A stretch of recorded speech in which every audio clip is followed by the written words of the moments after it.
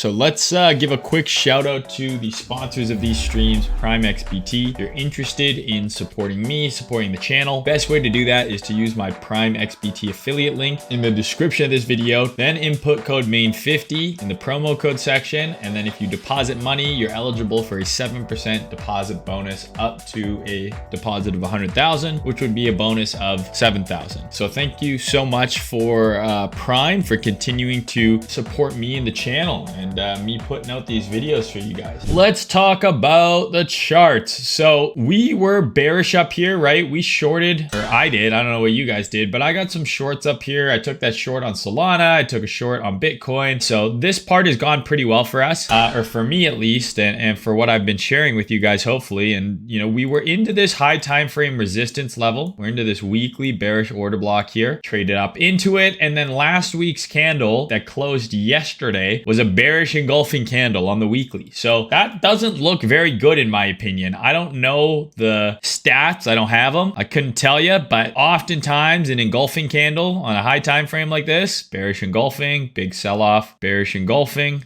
big sell-off. It's not going to be every time, right? And it works the other way as well, right? When you have a down move that gets engulfed, you usually get a huge move in the other direction, right? Down move, engulfing. Same thing here, like this, right? Down move, completely engulfed. Down move, completely engulfed, went higher. Again, not enough to make a trade on, but something to watch, right? Something to maybe strengthen that bias you have. So we're in a resistance here and we've got a big bearish reaction. So that tells me that this area I had marked is relevant. I know a lot of people were calling for 40K, calling for whatever levels, right? Higher prices, some people aiming to these lows, whatever it may be. I don't really care. I had this marked for ages. I'm like, this is a weekly bearish order block. This is like 101, super basic stuff here. So this is an area where I will look for potential signs of weakness. You go down to the H12 and we had a very basic over under trade. There's your high, higher high, break in market structure, lower high. That's kind of trader main 101 type of setup.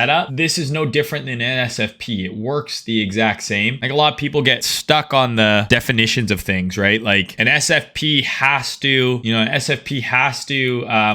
have the wick below and then the close above. But in reality, on one time frame, an SFP, right? Like this looks like a deviation, right? Or a failed breakout on this time frame. But on a certain time frame, it's going to be an SFP. Or it's going to be a run or a wick above a high. There you go. On the daily, it's an SFP. On the 12-hour, it broke through, but then it went right back below. I think a lot of people get tripped up because they say, oh, well, it wasn't an SFP. It closed through. But for me, it's not the pattern, it's the context, right? We're into resistance, we make a high, we make a higher high, and then we trade right back below that first high. To me, that's a sign of weakness. That's a failed breakout. An SFP, even though it's only a wick and then back below, right? That is your SFP. It's the same thing. On one time frame, a low enough time frame, this SFP is going to look like this. Just like how on here, the daily's an SFP and the 12-hour is not. So the more you study this kind of stuff, the more you fool around with it and get experience with it, the easier it will be for you to see, okay? But that was where I got my bearish bias, right? The weekly bearish order block and then this structure here. We had the failure to go higher and the break in market structure on the H12, and I was shorting in this pullback. So where are we now? We've made a large down leg on the 12-hour. So based on the 12-hour chart, the market structure I'm looking at is from this high down to this low. This is my 12-hour range that I'm looking to operate in. As you guys know, I like to sell at the premium of a range. I like to buy at the discount of the range, and I usually want to operate in the extremes of that range. Weekly bearish order block, 12-hour bearish range, bearish market structure. I'm looking to fade a bounce. So that is my bias, my draw on liquidity. Where do I think price goes next? I think we have this low here, and then I think we have this high time frame order block, which is that weekly breaker that I have had marked for ages down here. So that's ultimately where I think price is likely to go in the future. So what I'm doing is I'm starting to break down my bias, my directional draw on liquidity. What direction do I think price is going to go? And as you get those things together, those pieces of the puzzle, and you start putting them together, then you can start formulating trade ideas with that stuff in mind. Being like, I want a long or I want a short, your probability of getting those trades right will be way higher if you you start on the high time frame and start to figure out, okay, am I bullish or bearish and why? What is the next likely direction I think price is going to go and why? Now, once you have those top pieces done, the pieces that come underneath, they make more sense. So if I think that I want to fade a bounce because I ultimately think we are trading down to here, doesn't mean I just want to short right now because where am I wrong? All that shit. But I think ultimately we trade down to here. We have this 12-hour range. So I'm going to be looking for a bounce into this range to then potentially short lower. Simple as that. I'm trying to determine the next couple candles direction. I'm not trying to predict 50 moves in advance. You could argue that, hey, if I think we're going to retrace in this range, maybe there is a long trade from here to here. But remember, this long trade is counter the high time frame trend. So the long would be like longing this before another potential down leg. The high probability trade is whenever this bounce ends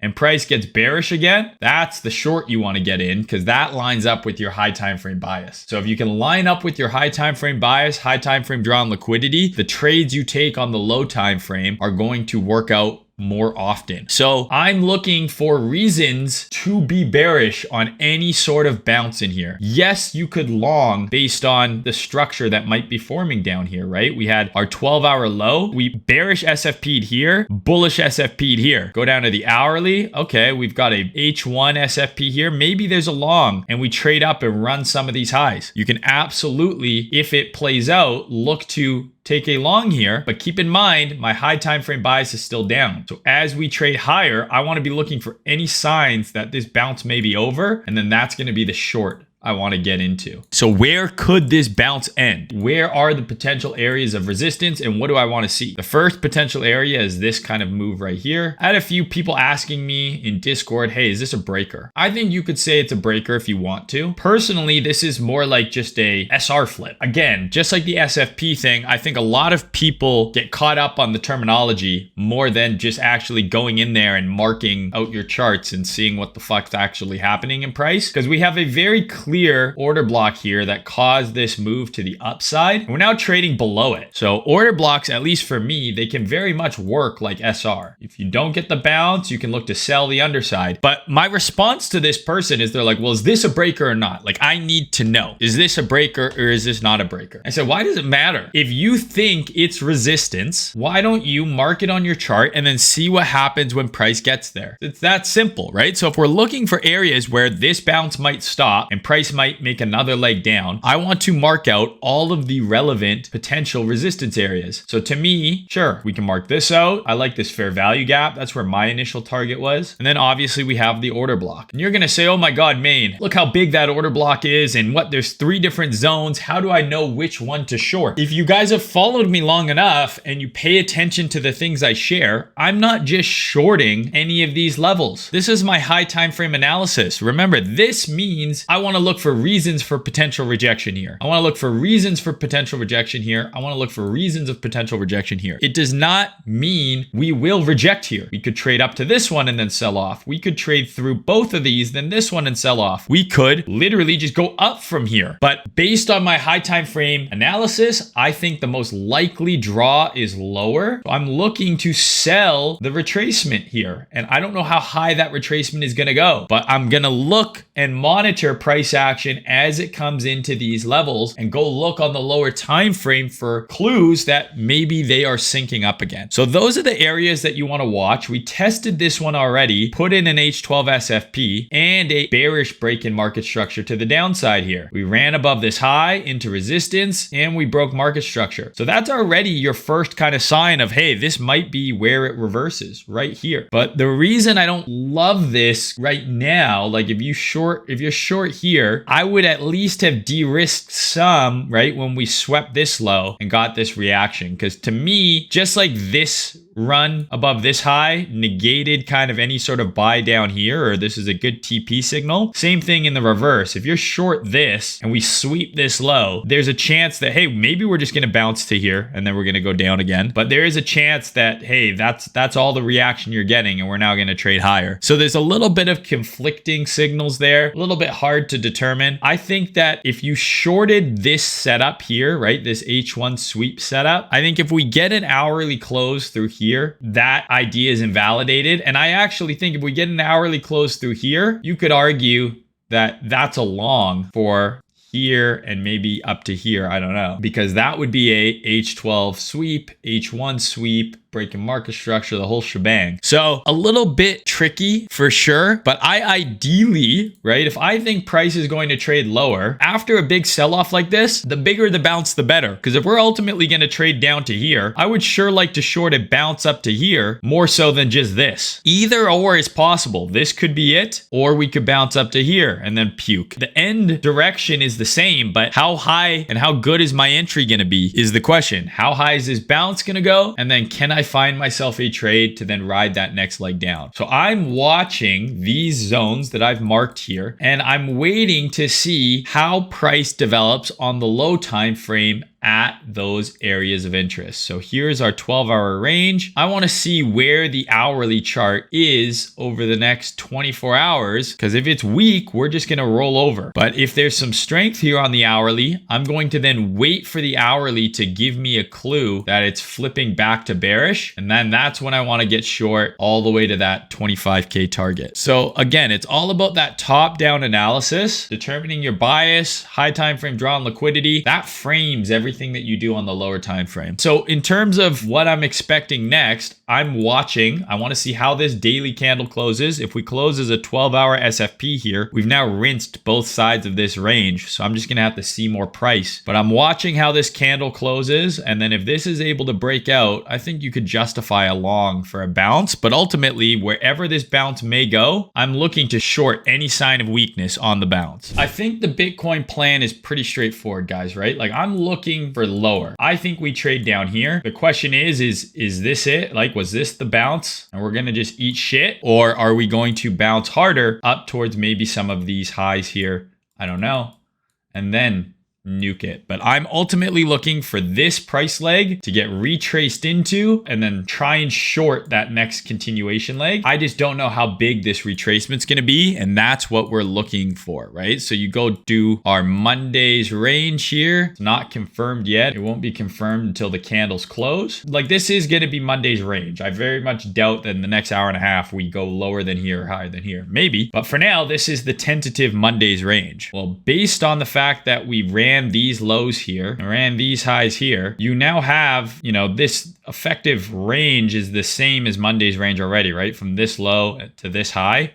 Basically the same range. So what I would be looking for potentially using Monday's range, if I think, hey, we're going to bounce a little higher and I would like to get into a short higher, I would probably look for a move above Monday's high and then a break back down into Monday's range. If we come below Monday's low again and reclaim it, you guys know what to do. That's your long, right? Stop below that low. Target back into Monday's high. So I think using Monday's range based on just where we are in price, especially with, relative to this 12-hour swing, I think Monday's range will work really well. If we trade above it early this week and then break back below, in my opinion, very good chance the high of the week is in. If we trade below Monday's range later today or tomorrow and then reclaim it, then there's a good chance that we are going to trade higher for the rest of the week, and I'll be looking for my short to occur higher. If the bounce is shallow, it's either going to roll from here, or maybe we run Monday's high and then it rolls. The bounce is going to be strong. Maybe we run Monday's low first, but regardless, I'd be looking up to that 12-hour bearish order block then above 29K for my potential shorts. But I don't know, just looking at how aggressive this sell-off was here, I would like to think that some of these highs here get ripped and then maybe we get the big leg down. And again, drawing 5 moves in advance, it's meaningless, right? All I care about is what is the next most likely direction going to be. And I think once this range confirms, I will be watching on the low time frame, right? I'm going to have an alert here. I'll have an alert at this high. And I'll probably have an alert here. And I will be waiting to see what happens to price, which of these levels it tags. And then I will start formulating my plan on how I would get involved in a trade. Because I think if we break this H1 high, I think there's a good chance that we squeeze above Monday's high for sure, but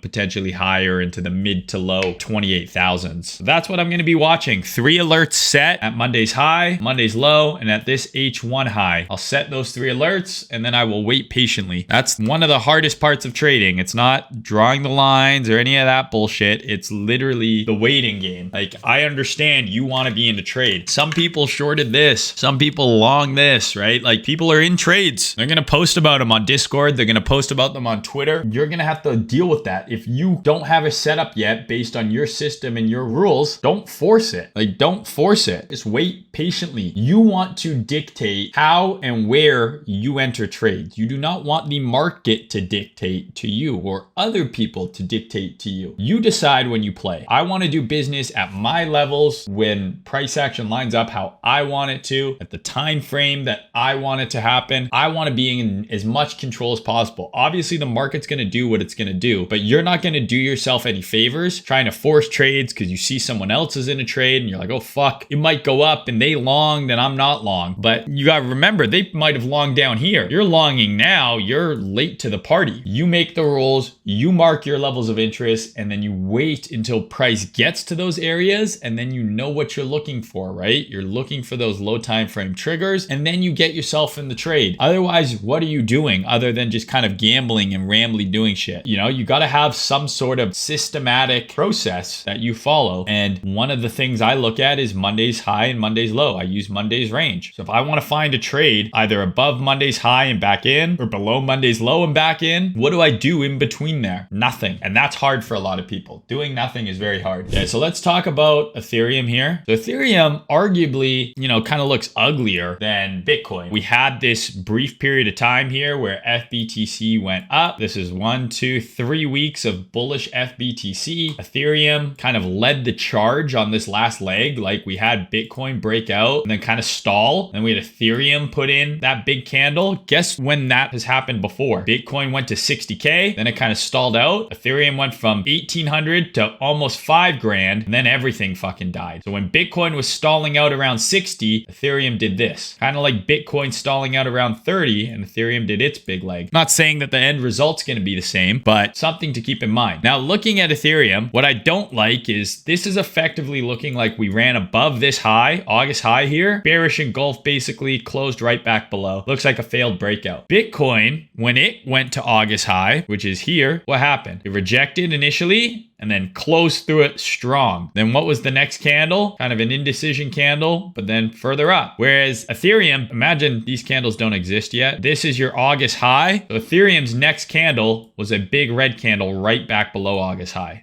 Right? So if Bitcoin did that, we would have a lot less confidence in this going much higher. And that's effectively what Ethereum did. So I think Ethereum looks a little bit worse than Bitcoin. I think this is quite ugly in terms of breaking a key significant high, right? This big long range. We closed above it to close right back below in the next candle, looking like this. Not ideal. That being said, the weekly chart has a higher high and a higher low here. And so does Bitcoin. Like, on the weekly chart, you have a low and a higher high, right? So the weekly chart technically still bullish. Structure is not lost on the weekly yet. Does that mean that we just buy? Obviously not. It means that, hey, we're still bullish on the weekly. So a long could absolutely form down here, and then we could trade higher. If we see some 12-hour bullish market structure here, then yeah, maybe that was the low, right? But time frames build upon each other. And what I mean by that is, if the weekly is making a higher high and a higher low, so the weekly chart is like this, right? And then here, and we're retracing, maybe this becomes a higher low. But even though the weekly is a higher low here still, the 12-hour could be in a bearish downtrend already. And eventually that low is going to get snapped and it's going to look bullish on the weekly all the way until it doesn't. But the low time frames are going to shift first, right? So a downtrend, it can be kind of tricky, but in a downtrend, or in an uptrend, excuse me, these down legs, right, are going to be downtrends on the low time frame. So if this is the weekly, this down leg is like this on the 12-hour. And then you want to see this 12-hour flip to bullish, and that's the higher low. That's the premise of my system. But sometimes this pullback, right, is a higher time frame change in market structure. And you're not going to see that on the high time frame right away. It's going to take longer to play out. So we have to keep in mind, just because the weekly is technically making a higher high and a higher low here, doesn't mean that we can't close below here and all of a sudden make a lower low. The same thing I was talking about on the hourly, how we want to watch the hourly and see if something bullish happens. Same thing here. I want to be watching the 12-hour on both Bitcoin and Ethereum and see if we do end up making some bullish 12-hour price action, right? So on Ethereum, this is our bullish weekly range, but our 12-hour range, in my opinion, is here to here, and it's a bearish leg. So just like on Bitcoin, I'm looking for some sort of bounce in here to maybe then sell down into here, just like Bitcoin. How high this bounce is going to go, I do not know yet. I'm going to be looking for areas where price might reject. Maybe we trade up here, but if we trade up here and then on the hourly, I get weakness, that's where I want to take the short. So that's really what I'm watching for this week is I want to see if Bitcoin and Ethereum are going to bounce, how high do they bounce? But I'm personally looking for a pullback. My dream scenario is that both of these flush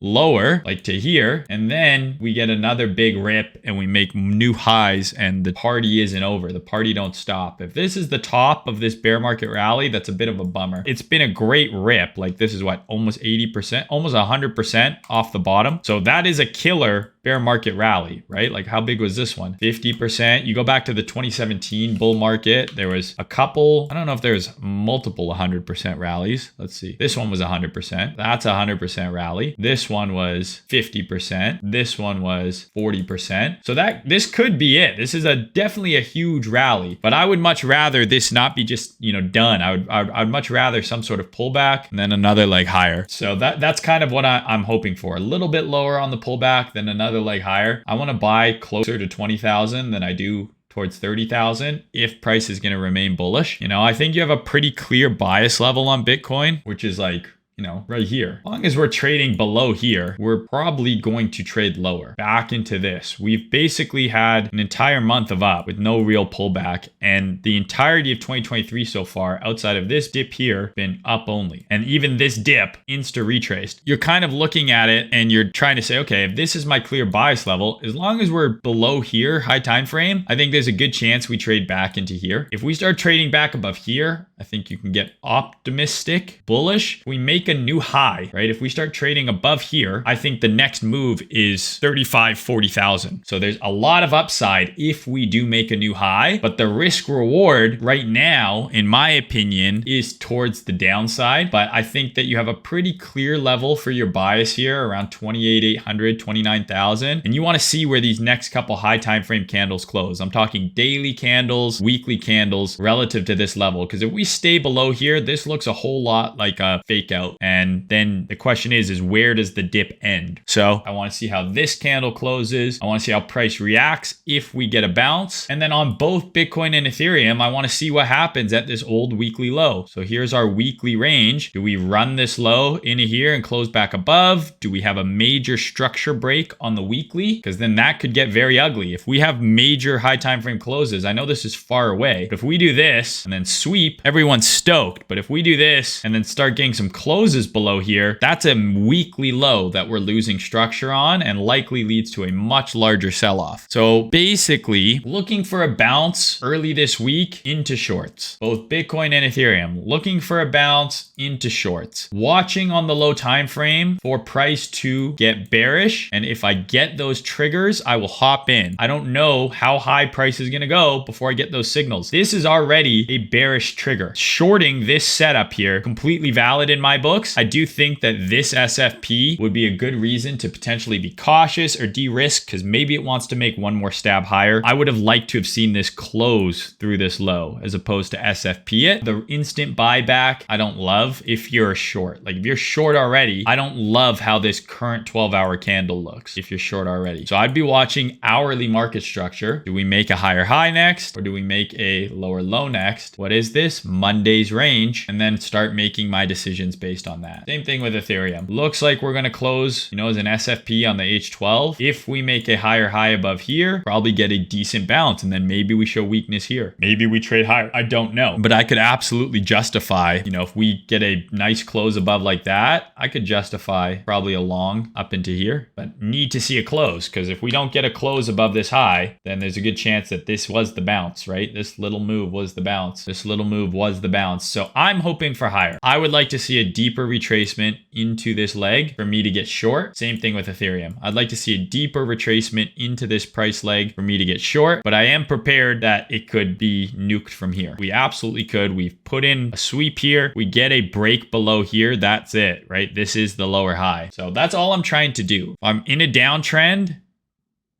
I'm trying to catch the lower high for continuation. If I'm in an uptrend, I'm trying to catch the higher low for continuation. And the hard part about it is determining how high this retracement goes, how low this retracement goes. But the stuff that I'm sharing is the things I look for, right? I set alerts at levels. I'm monitoring PA on the low time frame, yada, yada, yada. If we don't get the bounce and we just roll over from here, how are you going to trade it? I might not get into a trade, right? If we do not bounce, I might not get into a trade. I personally shorted this setup here that I showed you yesterday. Break a market structure, the sweep, I shorted. But when we had this run of the low, I decided to collapse the trade. I just didn't like how it looks. Maybe we reject again from here and I'll look for another opportunity to short, right? So let's say we don't get the big bounce. Well, if we come and run this high and then sell below, great, I'll get out. Maybe we don't. Maybe we just start rolling over right now. Well, then I'm going to be looking for some sort of retracement on the low time frame to then get short. Be nimble, right? Like a lot of people get messed up because they say price has to come here for me to short. Well, what happens if it doesn't? Have a plan to get in if it doesn't. And so if we start breaking down, then absolutely, I will accept bearish price action on the low time frame and try and find a short entry. Be like water. If price starts getting bearish, don't be afraid to try and short a bearish order block or a bearish SFP because your high time frame context is bearish. I'm greedy. I just want a better entry, but I do not have to get it. The market owes me nothing. It could absolutely shit from here. But anytime we have a range where we've SFP'd both sides, like kind of right in quick succession from each other, ran the high on the last 12-hour candle, now we ran the low on the next 12-hour candle, I got to just see more. If we just ran this high and this candle closed down here and didn't run this low, or it closed below this low, I'd have a whole lot more confident in that being the top. But the fact that we've washed both sides, a little bit of uncertainty for me, so I'm going to make my decision based on what I see unfold over the next little while here. Yo, yo, yo, yo. Speak French. Je parle un peu de français. Il parlait de quel marqué et invité. My French is not good enough for you to be commenting in French, brother. That trade seemed to have gone well. Very nice. Yeah, I don't know. I got rugged. We're gonna have a good little video here. How to get better execution on lower time frames. How to get better entries. I'm not ChatGPT. What kind of wording for a question is that? How to be better trader. Google. Come on, dog. Ridiculous. Main top G. I mean, we got the same haircut. You want to dictate. That's funny. How come I only get celebrity doppelgangers of ugly people? Steve Buscemi. Someone told me I look like Pete Davidson. Obviously, a lot of people think I look like Logic when I put my glasses on. Why not someone handsome? Got rugged hard. Why is it always uggos? Bruh, I look like Brad Pitt. Thank you, bro. I know I don't, but I appreciate it anyways. On mince met jamais de SL. Again, do not know what that means. Was F inducement of the monthly open, then sweep on the H12? God, you sound like ICT. I don't fucking know, bro. Why'd you make me open that? I didn't want to see this. That doesn't look good. You get one question, bro. You don't get two super in-depth questions. Main, how can we scale up our account faster? I know your potential answer is risk management, but looking for a more sophisticated one. Jesus Christ, bro. Pay me. What the fuck do you think this is?